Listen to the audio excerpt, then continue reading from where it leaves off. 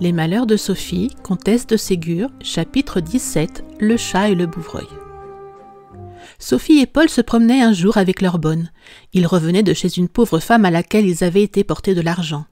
Ils revenaient tout doucement. Tantôt ils cherchaient à grimper à un arbre, tantôt ils passaient au travers des haies et se cachaient dans les buissons. Sophie était cachée et Paul la cherchait, lorsqu'elle entendit un tout petit miaou bien faible, bien plaintif. Sophie eut peur. Elle sortit de sa cachette. « Paul, dit-elle, appelons ma bonne. J'ai entendu un petit cri, comme un chat qui miaule, tout près de moi, dans le buisson. » Paul. « Pourquoi faut-il appeler ta bonne pour cela? Allons voir nous-mêmes ce que c'est. » Sophie. « Oh non, j'ai peur. » Paul riant. « Peur et de quoi? Tu dis toi-même que c'était un petit cri. Ce n'est donc pas une grosse bête? » Sophie. « Je ne sais pas, c'est peut-être un serpent, un jeune loup. » Paul riant.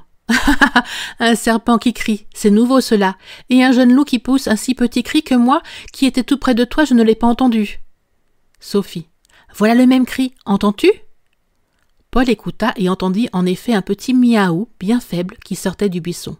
Il y courut malgré les prières de Sophie. « C'est un pauvre petit chat qui a l'air malade, s'écria-t-il après avoir cherché quelques instants. « Viens voir comme il paraît misérable. » Sophie accourut. Elle vit un tout petit chat tout blanc, mouillé de rosée et taché de boue, qui était étendu tout près de la place où elle s'était cachée.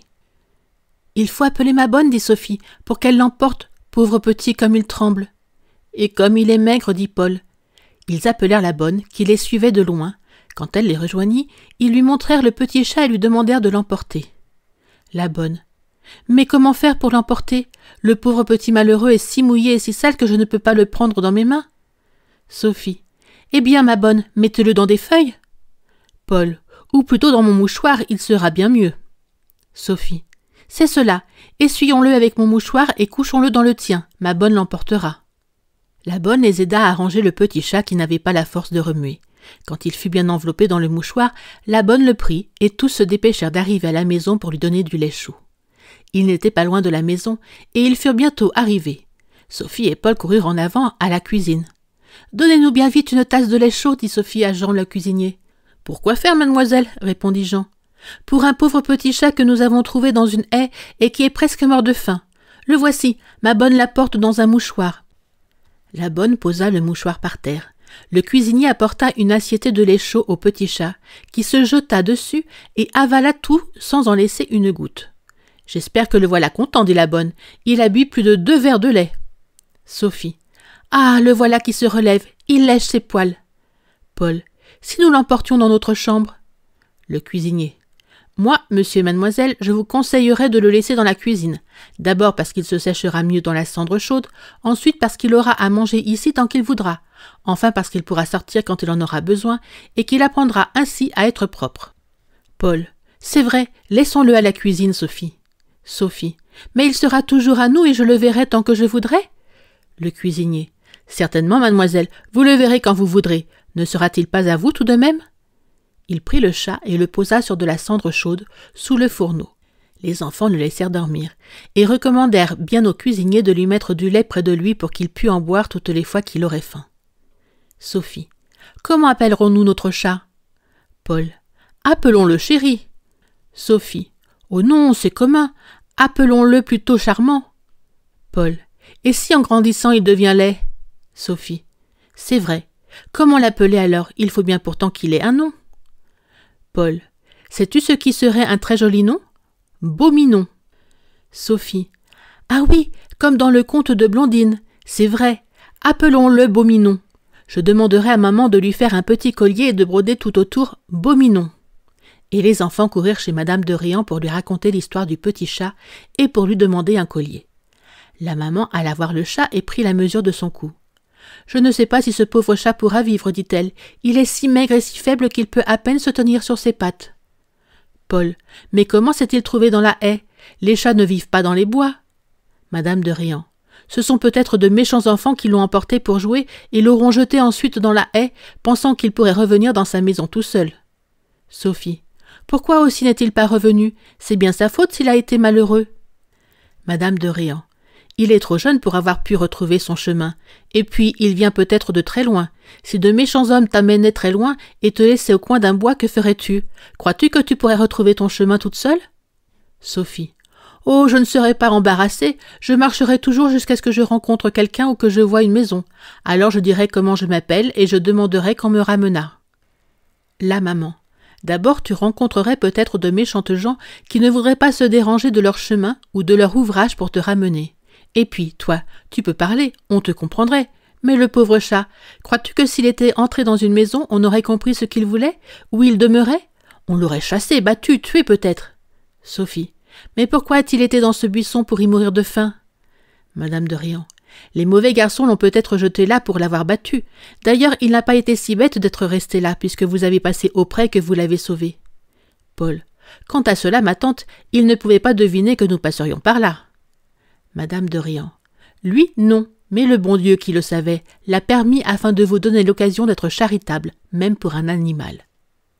Sophie et Paul, qui étaient impatients de revoir leur chat, ne dirent plus rien et retournèrent à la cuisine, où ils trouvèrent Beau Minon profondément endormi sur la cendre chaude. Le cuisinier avait mis près de lui une petite jatte de lait, il n'y avait donc rien à faire pour lui, et les enfants allèrent jouer dans leur petit jardin. Beau Minon ne mourut pas. En peu de jours, il redevint fort, bien portant et gai. À mesure qu'il grandissait, il devenait plus beau. Ses longs poils blancs étaient doux et soyeux. Ses grands yeux noirs étaient brillants comme des soleils. Son nez rose lui donnait un petit air gentil et enfantin. C'était un vrai chat angora, de la plus belle espèce. Sophie l'aimait beaucoup. Paul, qui venait très souvent passer quelques jours avec Sophie, l'aimait bien aussi. Beau Minon était le plus heureux des chats. Il avait un seul défaut, qui désolait Sophie. Il était cruel pour les oiseaux. Aussitôt qu'il était dehors, il grimpait aux arbres pour chercher des nids et pour manger les petits qu'il y trouvait. Quelquefois même, il avait mangé les pauvres mamans oiseaux qui cherchaient à défendre leurs petits contre le méchant Beau Minon. Quand Sophie et Paul le voyaient grimper aux arbres, ils faisaient ce qu'ils pouvaient pour le faire descendre, mais Beau Minon ne les écoutait pas et continuait tout de même à grimper et à manger les petits oiseaux. On entendait alors des couic-couic plaintifs. Lorsque Beau Minon descendait de l'arbre, Sophie lui donnait de grands coups de verge, mais il trouva moyen de les éviter en restant si longtemps tout en haut de l'arbre que Sophie ne pouvait pas l'atteindre. D'autres fois, quand il était arrivé à moitié de l'arbre, il s'élançait, sautait à terre et se sauvait à toutes jambes avant que Sophie eût pu l'attraper. « Prends garde, Beau Minon, lui disaient les enfants, le bon Dieu te punira de ta méchanceté. Il t'arrivera malheur un jour. » Beau Minon ne les écoutait pas. Un jour, Madame de Riant apporta dans le salon un charmant oiseau, dans une belle cage toute dorée. « Voyez, mes enfants, quel joli bouvreuil m'a envoyé un de mes amis. Il chante parfaitement. » Sophie et Paul ensemble. « Oh, que je voudrais l'entendre !» Madame de Riant. « Je vais le faire chanter, mais n'approchez pas trop pour ne pas l'effrayer. »« Petit, petit, continua Madame de Riant en parlant au bouvreuil. Chante, mon ami, chante, petit, chante. » Le bouvreuil commença à se balancer, à pencher sa tête à droite et à gauche, et puis il se mit à siffler l'air. « Au clair de la lune. » Quand il eut fini, il siffla. « J'ai du bon tabac. » Puis le bon roi d'Agobert. Les enfants l'écoutaient sans bouger. Ils osaient à peine respirer pour ne pas faire peur au bouvreuil. Quand il eut fini, Paul s'écria. « Oh, ma tante, comme il chante bien! Quelle petite voix douce! Je voudrais l'entendre toujours. »« Nous le ferons recommencer après dîner, dit Madame de Riant. À présent, il est fatigué. Il arrive de voyage. Donnons-lui à manger. Allez au jardin, mes enfants, rapportez-moi du mouron et du plantain.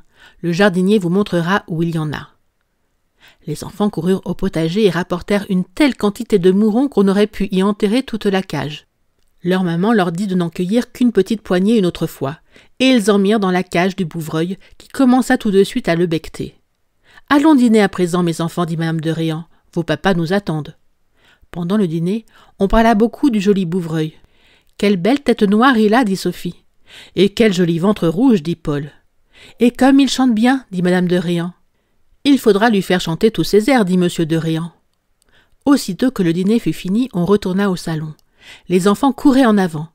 Au moment d'entrer au salon, Madame de Riant y entendit pousser un cri affreux. Elle accourut et les trouva immobiles de frayeur et montrant du doigt la cage du bouvreuil. De cette cage, dont plusieurs barreaux étaient tordus et cassés, Beau Minon s'élançait par terre, tenant dans sa gueule le pauvre bouvreuil qui battait encore des ailes. Madame de Riant cria à son tour et courut après Beau Minon pour lui faire lâcher l'oiseau. Beau Minon se sauva sous un fauteuil. Monsieur de Riant, qui entrait en ce moment, saisit une pincette et voulut en donner un coup à Beau Minon. Mais le chat, qui était prêt à se sauver, s'élança vers la porte restée entr'ouverte. Monsieur de Réan le poursuivit de chambre en chambre, de corridor en corridor. Le pauvre oiseau ne criait plus, ne se débattait plus. Enfin, monsieur de Réan parvint à attraper Beauminon avec la pincette. Le coup avait été si fort que sa gueule s'ouvrit et laissa échapper l'oiseau. Pendant que le bouvreuil tombait d'un côté, Beauminon tombait de l'autre. Il eut 2 ou 3 convulsions et il ne bougea plus. La pincette l'avait frappé à la tête. Il était mort. Madame de Réan et les enfants qui couraient après monsieur de Réan, après le chat et après le bouvreuil, arrivèrent au moment de la dernière convulsion de Beauminon.